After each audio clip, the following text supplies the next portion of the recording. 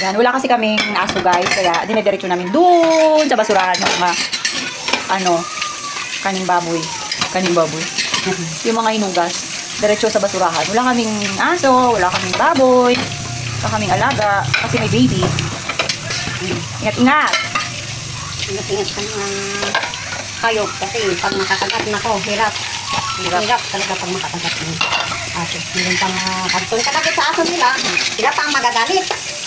Pag nangagat yung aso? Oo, kung nangagat ka, may kaaway ako dyan eh. Sabi ko, aso mo yan. Ano ko lamang yan? Bakit? Kasalanan ka namin. Kaya nakalabas ang aso nyo. So, paano kami maanan kasi daanan mo eh. Pagbarangay kami, nawala din. Awal sila ng isang pagawad ah. Sabi ko dito na kayo.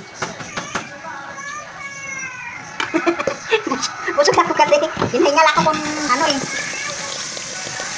Ay, naku, mga bugat ng bitay. Bakit na hindi ka gumagamit ng planggana pag nagsasabon?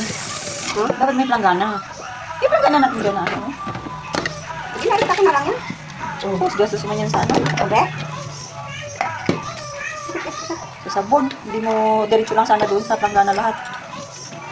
Gabay yun. Ha? Gusto ko ganito lang. Pag isa ka, wala maanhang ko mayo. Kasi magpagdana ko, behirap naman. Natabi ko man yan. Bunlawan, parang hindi sa mga bulag, nagkaka-munggo sila, bunlawan. Parang mag-iyak ka na na eh.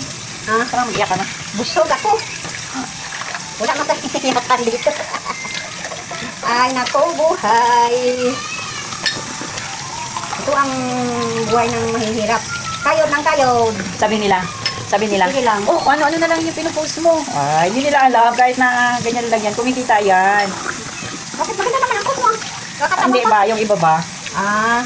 Yung nanonood lang ng namimili. Namimili pa ng Oo. Pero pinapanood rin nila. Sabi nila, quite lang ang pinupost pero pinapanood. Kasi guys, alam nyo na, content creator lang yung nakakaalam ng mga natin. Bakit amo na kasi dito mag-post kay paano? Oo. Na dahil nila, gina-comment nila, ay, sakit man din. Yung alinay. Comment nila ng na salita nila ng isang sakit din. Ganun lang talaga tayo guys. Kasi yung ating pinupost, hindi naman talaga kung saan-saan tayo pumupunta. Daily vlog lang natin to, daily routine lang. Kaya kung naghahanap kayo ng mga magagandang post talaga, ay marami rin naman pagpipilian sa social media. Sa amin kasi guys, ang pinupost namin is yung gawaing bahay lang, yung mga activity namin araw-araw. Kaya pagpasensyahan nyo na kung hindi maganda ang aming video sa araw-araw. Ang importante kasi sa amin guys, meron kaming maipost na mga original content, mga original video na inyong mapapanood araw-araw. Wala may panood kayo. Yes, that's right. Kasi sa wala kayong panoorin ba? Oo, kaysa naman guys, mag-post kami ng kinuha lang rin namin sa ibang platform, diba? O di makapiright pa tayo. Wala pa tayong kitain, mawalan pa tayo, diba? Sarili natin ito yan. Oo, hinay-hinay lang. Sa mga small content creator na kagaya namin, tsaga-tsagaan lang natin guys. Balang araw tayo rin. Tayo naman, diba? Ito lang ang buhay natin. Kung may tsaga, may nilagang kamote. Sarap. Kasabay ang kape. Ay! May panagdaanan tayo, tawa lang tayo, parang hindi tayo makaisip ng...